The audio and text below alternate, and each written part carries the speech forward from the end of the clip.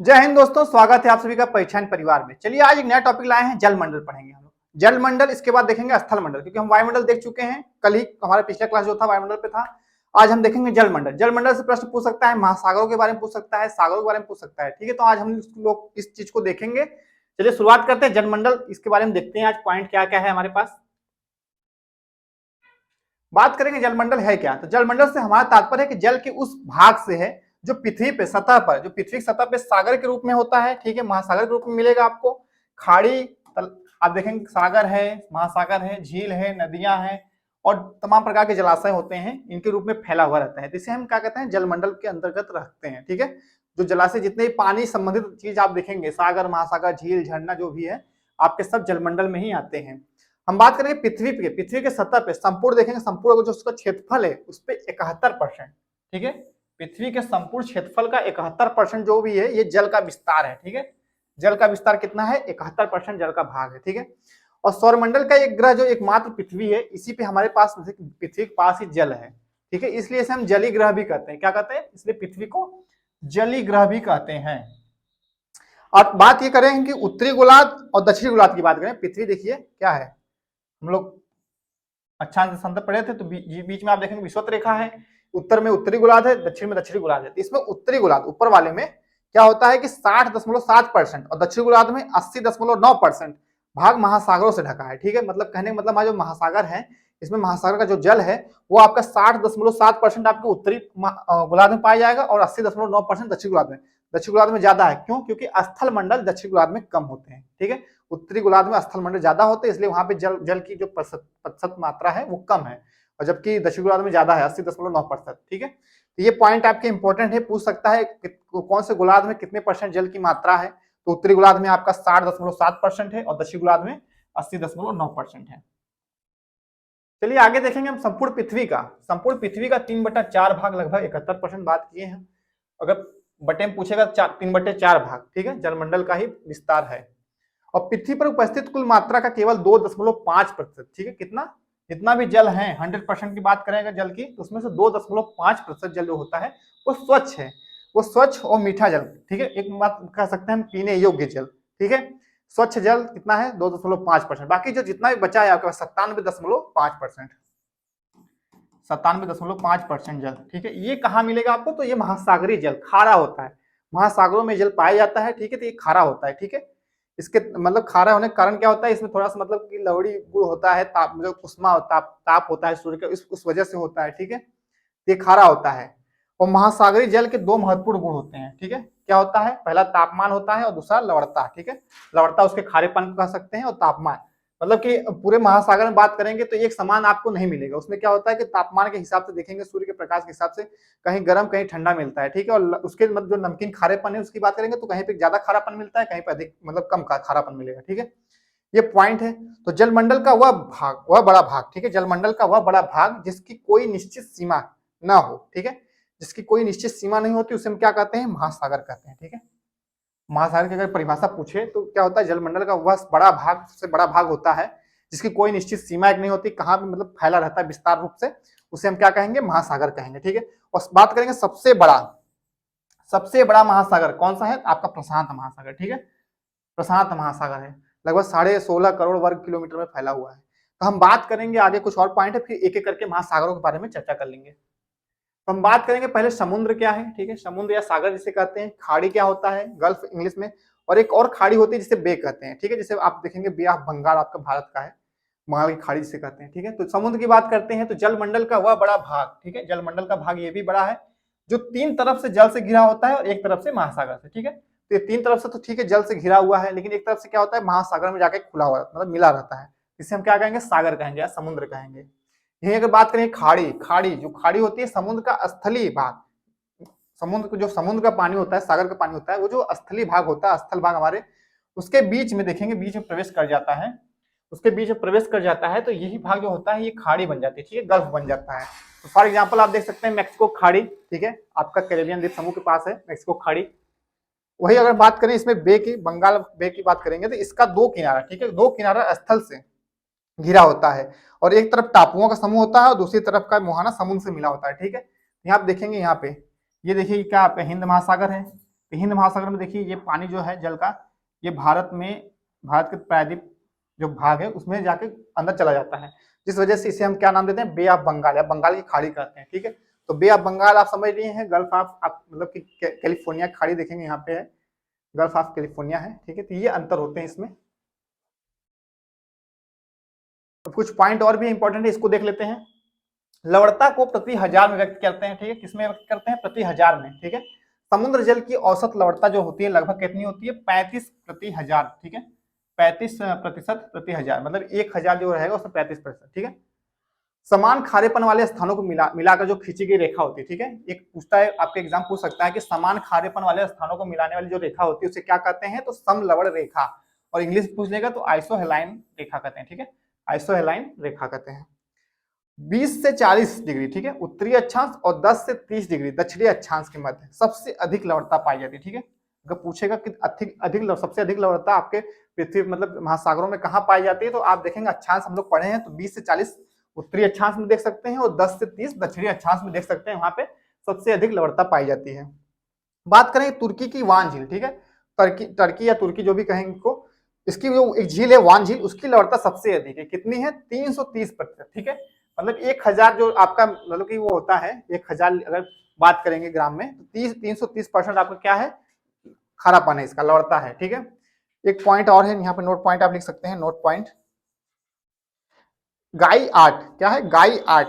गाई आर्ट क्या होता है, तो सपाट शीर्ष वाले समुद्री पर्वत को गाई आर्ट कहते हैं। ठीक है, तो वैसे समुद्र में कभी कभी क्या होता है कि कुछ मतलब कि टापू जैसा आपको मिलेगा देखने को, तो उसको हम क्या कहते हैं, अगर वो सपाट है ऊपर से तो उसको हम गाई आर्ट कहते हैं। अगर वही अगर नुकीला टाइप से थोड़ा निकला रहेगा तो उसको हम कह सकते हैं कटक बनता है, महासागरीय कटक होता है वो। ठीक है, तो ये गाई आर्ट क्या होता है कि सपाट शीर्ष होता है, जैसे आप देखेंगे महासागरों में जल में ही ऐसे सपाट टाइप का एक टापू जैसा दिखेगा, इसे हम गाई आर्ट कहते हैं। प्रशांत महासागर में गुआम द्वीप है, गुआम द्वीप के समीप स्थित मेरियाना गर्त, ठीक है, आपका इंपॉर्टेंट इसलिए क्योंकि मेरियाना गर्त सबसे गहरा, समुद्र में सबसे गहरा गर्त एक है। ठीक है, सबसे गहरा गर्त है मेरियाना गर्त, इसकी गहराई लगभग 11 किलोमीटर। ठीक है, 11 किलोमीटर लगभग इसकी गहराई है, 11,033 मीटर लिखा है। इसे चैलेंजर गर्त भी कहते हैं। ठीक है, चैलेंजर गर्त भी कहते हैं। आप देखेंगे अटलांटिक महासागर में एक प्यूटो रिको करके एक गर्त है, वो है, और आपके हिंद महासागर में सुंडा गर्त है। ठीक है, इंपॉर्टेंट है, लेकिन सबसे गहरा गर्त आपका मेरियाना गर्त है। हम देख सकते हैं, आप महासागरों के बारे में पढ़ेंगे आगे एक एक करके समझेंगे। पहले आप मैप में देख लेंगे महासागर कौन से हैं, तो महासागर आपके मुख्यतः 4 मुख्यतः महासागर हैं, जिसको हम मैप में देख लेते हैं। सबसे बड़ा महासागर आपका प्रशांत महासागर है। ठीक है, तो आप देखेंगे यहाँ पे ये आपका देखिए उत्तरी अमेरिका है और नीचे आप देखें दक्षिणी अमेरिका है। दक्षिणी और उत्तरी अमेरिका के क्या है, पश्चिमी तट पे। ठीक है, और इसी का भाग देखेंगे यहाँ पे, ये आपका देखिए एशिया का भाग है, एशिया और ऑस्ट्रेलिया के पूर्वी तट पे। ठीक है, तो इसके बीच में जितना भाग है पानी वाला, इसे हम प्रशांत महासागर कहते हैं। ठीक है, ये सबसे बड़ा क्षेत्र है। ठीक है, प्रशांत महासागर का सबसे ज्यादा यहाँ विस्तार मतलब इसका है। तो आप देख सकते हैं उत्तरी अमेरिका, दक्षिणी अमेरिका और एशिया और ऑस्ट्रेलिया से घिरा हुआ जो भाग है प्रशांत महासागर का है। ठीक है, इसमें हम बात करेंगे आपका प्रशांत महासागर, देखिए प्रशांत महासागर हो गया।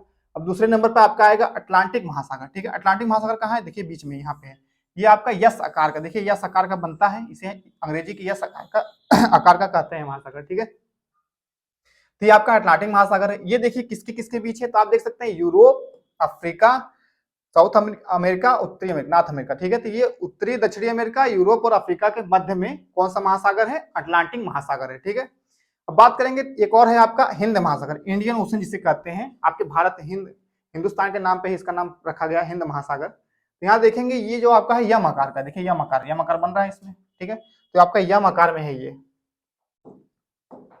आपका यम आकार में देखिए यहाँ पे है। ठीक है, तो यम आकार में आपका जो हिंद महासागर है ये कहाँ पे है, तो हम देख सकते हैं एशिया के दक्षिण में, एशिया के दक्षिण में है, और इसी भी देखिए अफ्रीका क्या है, पूरब में, अफ्रीका के पूरब में, ऑस्ट्रेलिया के पश्चिम में जो भाग है जल का, इसे हम हिंद महासागर कहते हैं। ठीक है, ये तीसरा हो गया। और एक और छोटा महासागर आपका है आर्कटिक महासागर। ठीक है, आप देखेंगे उत्तरी ध्रुव इसके बीचों बीच है, उत्तरी ध्रुव नॉर्थ पोल ऊपर बात करेंगे, इस महासागर के बीचों बीच है। तो आर्कटिक महासागर देखेंगे हम, तो ये उत्तर में फैला हुआ है, छोटा महासागर है। देखिए आर्कटिक महासागर ये पूरा फैला हुआ है यहाँ पे गोलाई में। ठीक है, तो ये देखेंगे हम, तो आपका उत्तरी अमेरिका हो जाएगा, ठीक है, यूरोप हो जाएगा और एशिया हो जाएगा, इन सभी के क्या है, उत्तर में है। ठीक है, उत्तर में कौन सा महासागर है आपका, आर्कटिक महासागर है। ये आपके महासागर 4 इंपॉर्टेंट महासागर है। अगर हम बात करें इसी में कौन कौन से सागर इंपॉर्टेंट, किसके कौन कौन से सागर है, तो यहाँ देख लीजिए आप, प्रशांत महासागर में बात करेंगे, यहाँ पे कौन कौन सागर है, तो यहाँ देखेंगे बेरिंग सागर है, एक बेरिंग सागर है, बेरिंग सागर है, ठीक है, ओखोटस सागर है, ये रूस का एशिया का प्रांत है, इसमें देखेंगे ओखोटस सागर है, ओखोटस्क सागर है, ठीक है। ये जापान वाला क्षेत्र जितना है इसके अंदर है, जापान सागर है, जापान सागर है। और ये आपका देखिए अंदर है थोड़ा सा कोरिया के बगल में पीला सागर है, क्या है, पीला सागर है, पीला सागर है। फिर नीचे आएंगे देखेंगे, ये देखिए यहाँ पे ये दक्षिण चीन, ये चीन का भाग है, दक्षिण चीन सागर है। सबसे बड़ा अगर सागर पूछेगा तो दक्षिण चीन सागर आपका है, दक्षिण चीन सागर।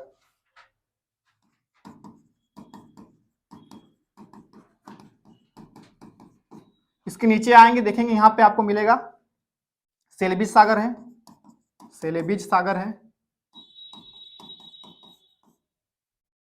यहाँ नीचे देखेंगे यहाँ पे आपका कोरल सागर है, कोरल सागर है, ऑस्ट्रेलिया के बगल में कोरल सागर है। और इसी के नीचे आपको मिलेगा तस्मान सागर है, तस्मान।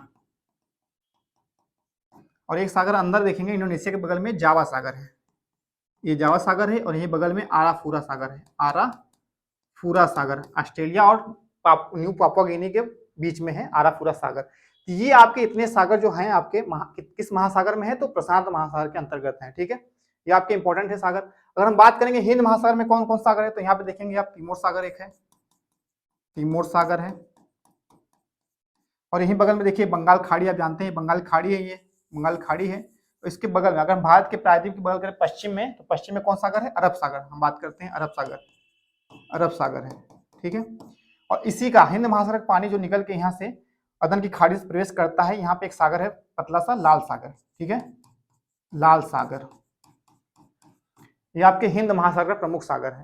अब हम चलेंगे अटलांटिक महासागर में बात करेंगे, इसमें कौन कौन सागर है। यहाँ पे देखिए एक इंपॉर्टेंट सागर यहाँ पे है, कैरेबियन सागर है, ठीक है। कैरेबियन द्वीप समूह ही आपके हैं, इसी के बगल में है, मैक्सिको खाड़ी के बगल में कैरेबियन सागर है, कैरेबियन सागर है। और एक आप देखेंगे भूमध्य सागर, नाम सुने होंगे भूमध्य सागर, ये देखिए भूमध्य सागर है, अफ्रीका और यूरोप को अलग करता है भूमध्य सागर, ठीक है, भूमध्य सागर अटलांटिक महासागर का पार्ट है।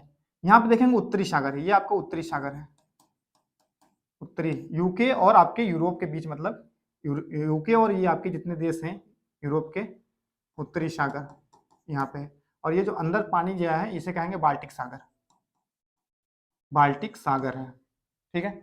और बात करेंगे वो आर्कटिक महासागर की बात करेंगे, वो जो उत्तरी महासागर हम लोग देखे थे उसकी बात करेंगे, उसमें उसके पास कितने सागर हैं, सीमांत सागर हैं, उसको देख लेंगे। तो यहाँ देखेंगे हम पूरब से बात करेंगे, यहाँ पे आपका है चुक्ची सागर है, चुक्ची सागर है। फिर आपका है पूर्व साइबेरियन सागर है, साइबेरिया सागर है। फिर उसके बगल में आपका लेप्तेव सागर है,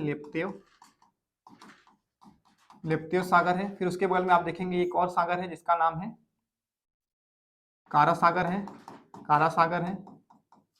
फिर एक और सागर है आपका बेरेंट सागर है, बेरेंट सागर है।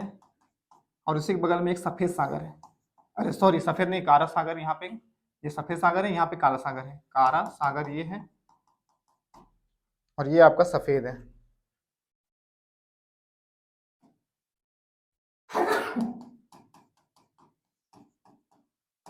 सफेद सागर यहाँ पे इंपॉर्टेंट है कि ये दिशा पूछ सकता है पूरब से पश्चिम जाने पे, तो पूरब से देखिए चुक्ची सागर है, पूर्वी साइबेरिया सागर है, लेप्तेव सागर है, सफेद सागर है आपका, फिर बेरेंट सागर है, फिर कारा सागर है, ठीक है।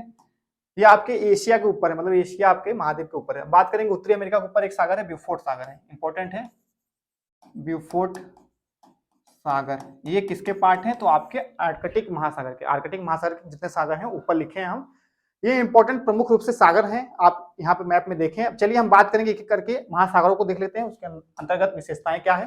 पहले हम बात करेंगे सबसे बड़ा महासागर हमारा है प्रशांत महासागर, ठीक है। तो प्रशांत महासागर के बारे में विशेषता देखते हैं, इसकी क्या क्या है इंपॉर्टेंट। विश्व का सबसे बड़ा वह गहरा महासागर है, ठीक है। गहरा क्यों, क्योंकि इसी में मेरियाना जो गर्त है 11 किलोमीटर वाली, वो इसी में है, जिसकी आकृति त्रिभुजाकार है, ठीक है। इसकी आकृति आप देख सकते हैं त्रिभुजाकार है। आप बात कर सकते हैं अगर प्रशांत महासागर की आकृति की बात करेंगे तो कौन कैसी है, किस टाइप में है, त्रिभुजाकार। आप देख सकते हैं यहाँ पे ये प्रशांत महासागर पार्ट देखिए, ये ऐसे जाके फिर ये सीधा ऐसे बनता है, यहाँ पे देखिए ये वाला भाग, ये ऐसे बन रहा है। तो ये आप देखेंगे यहाँ पे त्रिभुजाकार की आकृति बनती है प्रशांत महासागर की। इसका क्षेत्रफल पूछेगा तो देखिए लिखा है 16.572 करोड़ वर्ग किलोमीटर है, ठीक है। लगभग बता सकते हैं हम 16 करोड़ वर्ग किलोमीटर इसकी, ठीक है।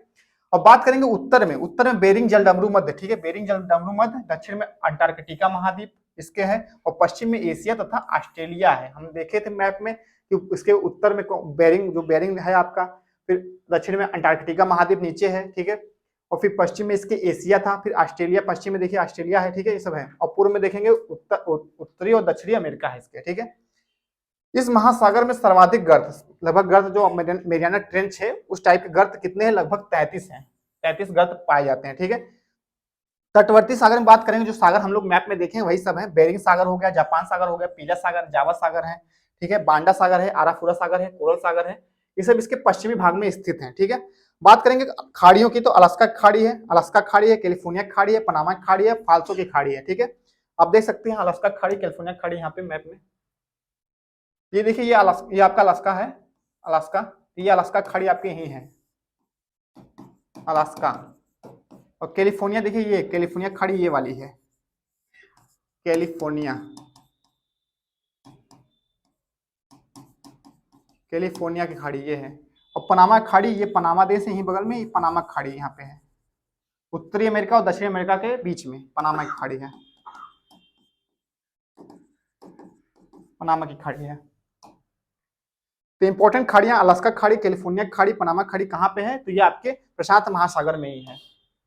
अब बात करेंगे अटलांटिक महासागर, दूसरा नंबर हमारा है अटलांटिक महासागर, इसको देख लेते हैं इसकी विशेषता क्या है। तो क्षेत्रफल लगभग इसका देखिए कितना है, 8.296 करोड़ किलोमीटर, मतलब 8 करोड़ 29 लाख मतलब वर्ग किलोमीटर इसका क्षेत्रफल बता सकते हैं। मतलब प्रशांत महासागर लगभग आधा है ये, ठीक है, आधा है।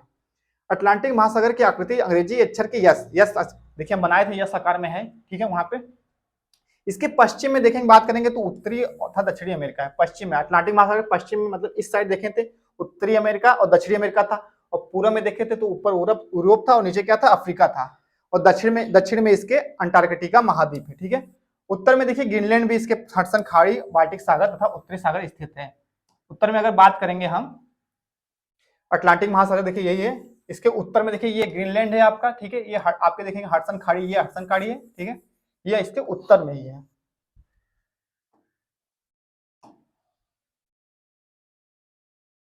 अब हम बात करें मग्न तट स्थित सागरों एवं खाड़ियों में, ठीक है। इसके जो मग्न तट मतलब इसके जो तट होते हैं उसके सापेक्ष जो सागर हैं और खाड़ियां हैं कौन कौन सी है, तो कैरेबियन सागर है, ठीक है। कौन सी कैरेबियन सागर हम बात किए थे, मेक्सिको खाड़ी, ठीक है, हडसन की खाड़ी इसके पास है, उत्तरी सागर है इसके पास, बाल्टिक सागर है, और नॉर्वे सागर है, ऊपर है नॉर्वे सागर है, ठीक है।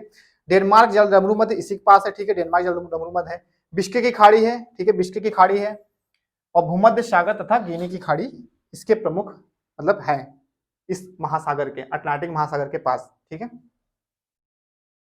अब हम बात करेंगे आगे इसी कुछ और विशेषताएं उसको देख लेंगे। अटलांटिक महासागर में सेंट हेलेना है, गोवा है तथा बोवेट द्वीप, ठीक है, ज्वालामुखी द्वीप है, ये कैसे द्वीप है, ज्वालामुखी द्वीप है। सेंट हेलेना, गोवा तथा बोवेट द्वीप किसके हैं, अटलांटिक महासागर के ही हैं। पानी के अंदर एक कटक मतलब कि मध्य अटलांटिक कटक पाया जाता है अटलांटिक महासागर में, उसी के ऊपर मतलब उठे उठे जो द्वीप है उन्हीं के नाम है, सेंट हेलेना है, गोवा है, बोवेट द्वीप है, ठीक है। प्रमुख गर्त की बात करेंगे तो प्यूटोरिको गर्त बताए थे हम, रोमांस गर्त इसके पास है, दक्षिणी सैंडविच गर्त है, ठीक है, और केपवर्ड गर्त है, ठीक है, केपवर्ड गर्त इसके पास है, ठीक है। मग्न तट स्थित द्वीपों में बात करेंगे तो द्वीप मतलब जो द्वीप एक होते हैं चारों तरफ से घिरे हुए जल से होते हैं, वो कौन कौन से, तो ब्रिटिश द्वीप जो कि डागर बैंक इसके पास है, ठीक है।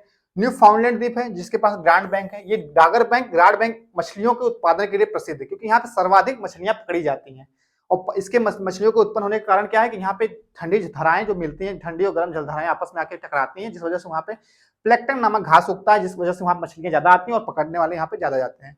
तो डागर बैंक आप देखेंगे ब्रिटिश द्वीप समूह के पास है, उत्तरी सागर में है, और न्यू फाउंडलैंड जो आपका है ये उत्तरी अमेरिका के पूर्वी तट पे है, न्यू फाउंडलैंड ग्रांड बैंक वहां पे है। यहीं पर आइसलैंड है, बर्मुडा ट्रायंगल भी है, सेंट हेलेना द्वीप है, ठीक है, ट्रिनिडाद है, फॉकलैंड है, जॉर्जिया है, शटलैंड है, सैंडविच है, कनारी है, केप वर्दे, ये सब प्रमुख रूप से द्वीप हैं। द्वीप क्या होते हैं, जो चारों तरफ से जल से घिरे होते हैं, ठीक है, इसे आइलैंड कहते हैं। बात करेंगे हिंद महासागर, तीसरा नंबर हमारा हिंद महासागर का है, इसके बारे में चर्चा करते हैं। इसका क्षेत्रफल जो है आपका लगभग 7.34 करोड़ वर्ग किलोमीटर है, ठीक है, और औसत गहराई इसकी कितनी है, 4000 मीटर है, औसत गहराई इसकी बस 4000 मीटर है। यह एक और प्रशांत महासागर और दूसरी ओर अटलांटिक महासागर से मिलता है। ठीक है, तो एक तरफ देखेंगे इसको प्रशांत महासागर मिल जाएगा और दूसरी तरफ अटलांटिक महासागर से मिल जाएगा। यहाँ आप देखेंगे हिंद महासागर,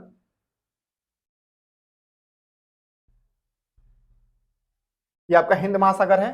तो एक तरफ देखिए यहाँ से तो प्रशांत महासागर मिल जाएगा और यहाँ से ये अटलांटिक महासागर मिल जाएगा। ठीक है, तो हिंद महासागर दो महासागरों से मिल जाता है लास्ट में।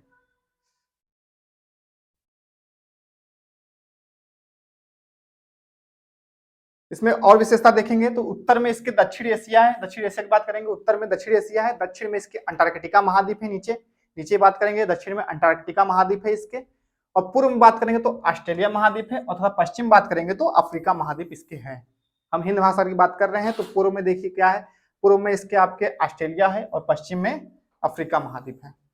इसका इंपॉर्टेंट पॉइंट है कि जावा के दक्षिण में जो सुंडा गर्त है तथा डायमेंटिना गर्त है पाया जाता है। मतलब हिंद महासागर में ही दो गर्त पाए जाते हैं इंपॉर्टेंट, कौन कौन से, सुंडा गर्त और डायमेंटिना गर्त। हिंद महासागर का सबसे बड़ा द्वीप, जो सबसे बड़ा द्वीप है उसका नाम क्या है, मेडागास्कर। ठीक है, अफ्रीका महाद्वीप का ये देश है एक, क्या नाम है, मेडागास्कर। हिंद महासागर में सबसे बड़ा द्वीप है ये। ठीक है, अन्य द्वीपों की चर्चा करेंगे तो अंडमान निकोबार द्वीप समूह जो भारत के पास है, मॉरिशस द्वीप है, ठीक है, श्रीलंका द्वीप है, जंजीबार द्वीप है। ठीक है, ये सब कहाँ है, हिंद महासागर में ही स्थित है। लक्षद्वीप और मालदीव, ठीक है, दो द्वीप देखिए भारत के पास, एक मालदीव है, एक लक्षद्वीप भारत के पास है। ये क्या है, प्रवाल द्वीप के उदाहरण है। प्रवाल द्वीप क्या होता है, ये मूंगा चट्टान से निर्मित द्वीप बनते हैं। ठीक है, मूंगा चट्टान जो आपके कैल्शियम कार्बोनेट के खोल के द्वारा एक के ऊपर एक बनते जाते हैं, वो क्या होते हैं, एक द्वीप का रूप ले लेते हैं, उसी को हम प्रवाल द्वीप कहते हैं। ठीक है, तो ये जो आपका लक्षद्वीप हो गया और मालदीव है, ठीक है, ये सब क्या है, प्रवाल द्वीप के उदाहरण है। आगे चर्चा करते हैं जो हमारा आर्कटिक महासागर है चौथा नंबर पे। ठीक है, छोटा महासागर है, इसको देख लेते हैं। यह सबसे छोटा महासागर है, इसके जिसके अधिकांश भाग देखेंगे बर्फ जमी रहती है। ठीक है, ये उत्तरी ध्रुव पे है, उत्तरी ध्रुव पर फैला हुआ है, जिस कारण से यहाँ पे बर्फ ही अक्सर जमी रहती है। ठीक है, इसको छिपता हुआ महासागर भी कहते हैं, क्योंकि बर्फ जमी रहती है इसलिए छिपा हुआ महासागर है। ठीक है, ब्यूफोर्ट, लेप्टेव, कारा, श्वेत आदि इसके सीमांत सागर हैं। और भी हम सागर बताए थे, कौन कौन से थे, यहाँ पे चुकची सागर था, चुकची सागर बताए थे हम। यहाँ पे सफेद सागर हो गया है, यहाँ पे देखेंगे एक आपका है ब्यूफोर्ट हो गया है, लेप्टेव है, लेप्टेव होगा, लेप्टेव सागर है आपका, पूर्व साइबेरिया सागर है। ये इंपॉर्टेंट रूप से आपके आर्कटिक महासागर के ही सागर है। यह सबसे कम गहरा महासागर है, सबसे कम गहराई इस महासागर की है। ठीक है, तो सबसे कम गहरा अगर पूछे कौन सा महासागर है तो आर्कटिक महासागर है। चलिए आज हम जलमंडल देख रहे हैं, तो इसी टाइम हम देख लेंगे जो कौन सी प्रमुख रूप से जलधाराएं कहाँ पे बहती हैं। तो महासागरों में जो जलधाराएं बहती हैं उसको देखेंगे। तो जलधाराएं जो होती हैं वो क्या होती हैं कि गर्म जो निम्न अक्षांश होते हैं, निम्न अक्षांश से उच्च अक्षांश की तरफ जो जलधाराएं बहती हैं, ठीक है, उसी को हम जलधाराएं कहते हैं। तो गर्म जल जो निम्न अक्षांश से उच्च अक्षांश की तरफ बहेंगे उसे हम क्या कहेंगे, गर्म जलधारा। जो उच्च अक्षांश से निम्न अक्षांश की तरफ बहेंगे उसे हम ठंडी जलधाराएं कहते हैं। दो प्रकार की जलधाराएं होती है, इसको देख लेंगे इसी मैप में।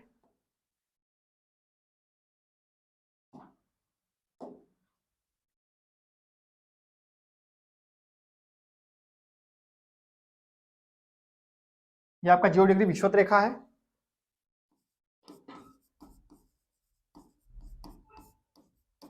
विषुवत रेखा। ठीक है, तो इस रेखा के उत्तर में और दक्षिण में जो भी जलधाराएं चलेंगी, जो जल में मतलब कि महासागरों में जो जलधाराएं चलेंगी वो गर्म ही होंगी। क्यों, क्योंकि यहाँ पे सूर्य का ताप जो होता है लंबवत हमेशा मतलब चमकता रहता है, मतलब कि यहाँ पे सूर्य का प्रकाश सबसे ज्यादा पड़ता है, जिस वजह से यहाँ की जो जलधाराएं होती हैं वो गर्म हो जाती हैं, जिस कारण से वो हमेशा यहाँ पे आपको गर्म जलधारा ही मिलेगी। तो उत्तर में रहेगी तो उत्तर विषुवत रेखीय जलधारा कहेंगे उसको, क्या कहेंगे, उत्तर विषुवत रेखीय जलधारा। और दक्षिण में रहेगी तो दक्षिण विषुवत रेखीय जलधारा कहेंगे। ठीक है, उत्तर में रहेगी तो विषुवत रेखी, उत्तरी विषुवत रेखी जलधारा,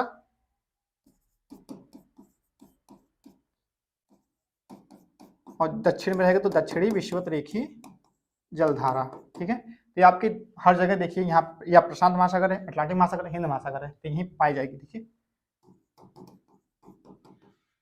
धारा दक्षिणी विषुवत रेखी धारा, ये आपको इजी लगेगा क्योंकि यहाँ बस विषुवत रेखा के आसपास है, इसलिए इसको हम विषुवत रेखीय जलधारा कह सकते हैं। गर्म होती है, कैसी होती है, गर्म होती है। ठीक है,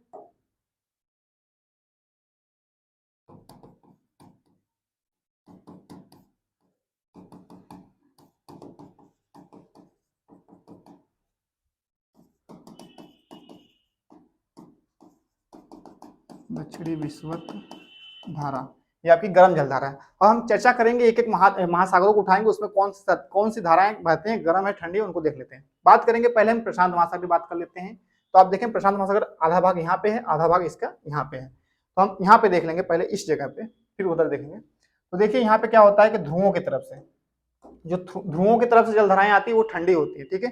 तो नीचे से देखिए ध्रुवों की तरफ से भी जलधाराएं बह रही हैं, ये ठंडी जलधाराएं होती हैं। तो ये क्या होती हैं, जब महाद्वीप से किसी टकराती हैं तो दिशा बदल जाती है। तो यहाँ पे देखिए बदल गई, तो ये दक्षिणी अमेरिका के जो तट के पश्चिमी तट पे जो बहती है उसे हम कौन सी जलधारा कहेंगे, पेरू की या हम्बोल्ट की जलधारा कहते हैं, वो ठंडी होती है। तो ये देखिए ये आपके यहाँ पे जो है ये पेरू की या इसको हम्बोल्ट धारा कहेंगे, ठीक है। ये कैसी है, ठंडी है।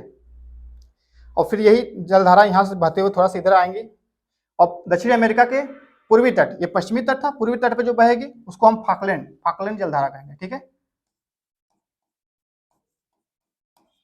फाकलैंड जलधारा, ठीक है। ये कैसी है, ठंडी है। अब फिर यही जलधारा नीचे से बहते हुए आगे बढ़ती है, देखिए फिर ये अफ्रीका महाद्वीप से टकराती है। अफ्रीका महाद्वीप से टकराएगी तो यहाँ से देखिए कुछ भाग तो इधर निकल जाएगा, कुछ भाग क्या होगा यहाँ पे ऊपर बढ़ेगा। तो इसे हम कहेंगे बेंगुला की धारा। क्या कहेंगे, बेंगुला धारा। ये कैसी है, ठंडी है। अभी हम ठंडी बता रहे हैं नीचे से। फिर ये आगे बढ़ती हुई चलेगी, आगे बढ़ती हुई जाएगी, ठीक है। यहाँ पे देखिए ऑस्ट्रेलिया आ गया, ऑस्ट्रेलिया फिर टकराएगी। तो ऑस्ट्रेलिया कहाँ है, पश्चिमी तट पे, पूर्वी तट आगे है तो पश्चिमी तट पे है। तो यहाँ पे पश्चिमी तट पे ठंडी जलधारा है, ठीक है। तो पश्चिमी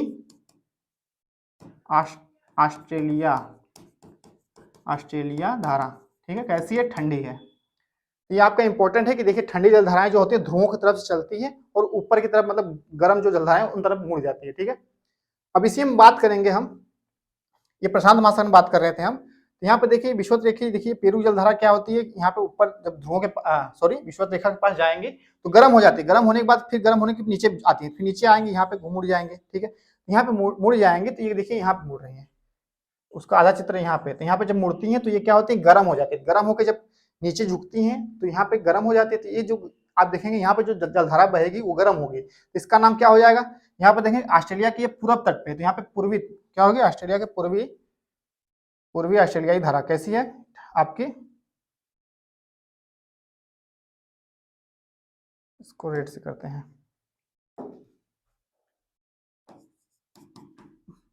पूर्वी ऑस्ट्रेलियाई धारा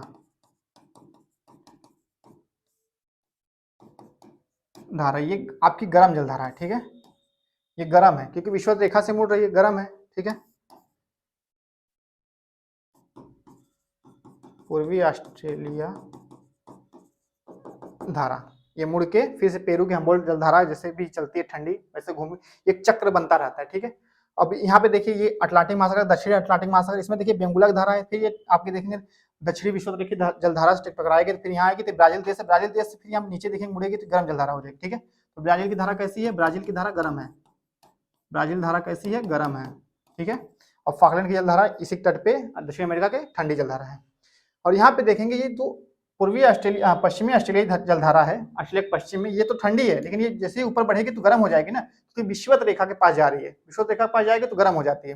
फिर इसके बाद ये विषुवत रेखा से फिर देखिए यहाँ पे जैसे मुड़ेगी, यहाँ पे देखिए क्या अफ्रीका महाद्वीप आ गया, अफ्रीका महाद्वीप के तट पे ही बहते हुए नीचे जाती है तो गर्म जलधारा होती है। यहाँ पे देखिए इसका नाम कई होते हैं, देखेंगे मोजाम्बिक जलधारा, ये दो भागों में बढ़ती है क्योंकि बीच में आपका एक जो आपका है एक द्वीप है मेडागास्कर, इसके पश्चिम में देखेंगे तो मोजाम्बिक और इसके पूर्व में देखेंगे तो मेडागास्कर धारा, ठीक है।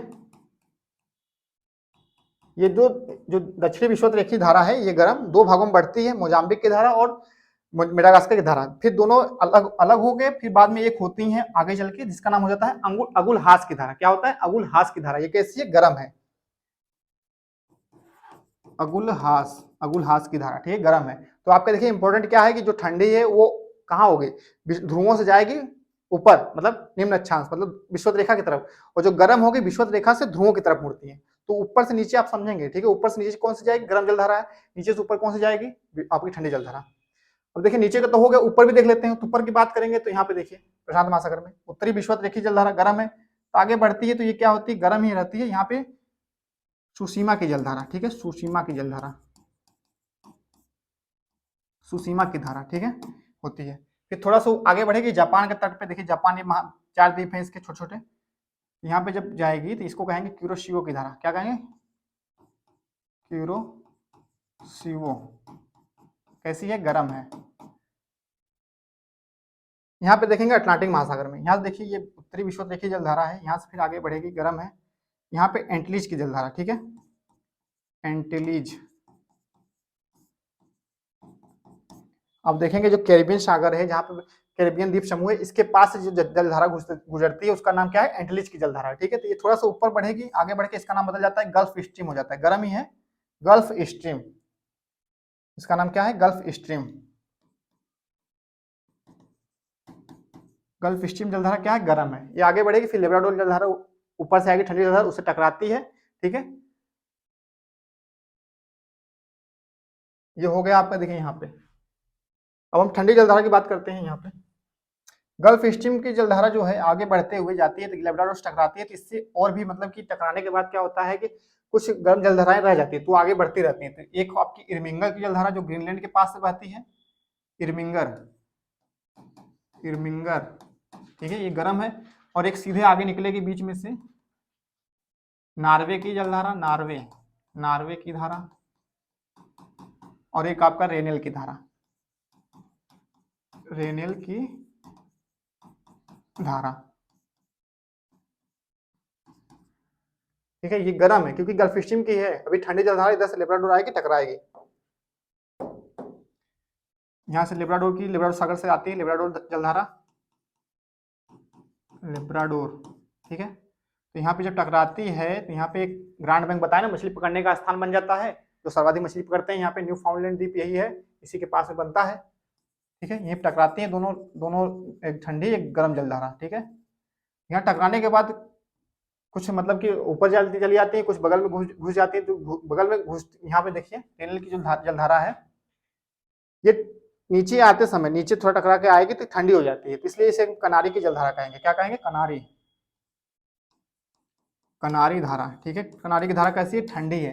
तो इंपॉर्टेंट है अटलांटिक महासागर, उत्तरी अटलांटिक महासागर में देखिए गल्फ स्ट्रीम है, फिर यहाँ पे देखिए लेब्राडोर है, इरमिंगर है, नॉर्वे है, फिर रेनेल है, फिर कनारी की जलधारा, ठीक है। जो आपके पिंक कलर में है वो आपकी ठंडी जलधारा है। यही बात करेंगे हम जापान के पास, देखिए यहाँ पे ध्रुवों की तरफ से जो आती है क्यूराइल, क्या है, क्यूराइल, क्यूराइल धारा, ये ठंडी जलधारा है। क्यूरोशिवो और क्यूराइल जलधारा आपस में टकराती हैं जापान के तट पे ही, यहाँ पे मछली पकड़ने का यहाँ भी स्थान बहुत अच्छा मतलब बनता है। तो आपकी ये इतनी मतलब कि जो गर्म और ठंडी जलधाराएं हैं, यहाँ पे अलास्का की जलधारा है, ठीक है, गर्म है।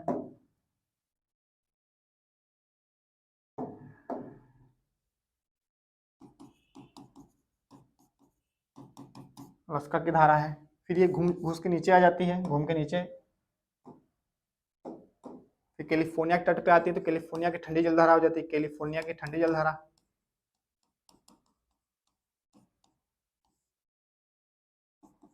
फिर ये विषुवत रेखा के पास आके गर्म हो जाती है, ठीक है। तो ये इनका एक चक्र बनता रहता है, चक्र मतलब घूमते रहते हैं ये, ठीक है, राउंड, गोल गोल। ये प्रमुख रूप से आपकी जलधाराएं थी जो हमने आज देखा है इस मैप में, ठीक है। तो आज का टॉपिक हमारा जलमंडल संबंधित था। अगर कोई डाउट हो तो आप कमेंट बॉक्स में जरूर पूछ सकते हैं। अगर चैनल को सब्सक्राइब नहीं किया, सब्सक्राइब जरूर कर लेंगे, वीडियो ज्यादा शेयर करेंगे, लाइक जरूर करें। आप सभी का बहुत बहुत धन्यवाद।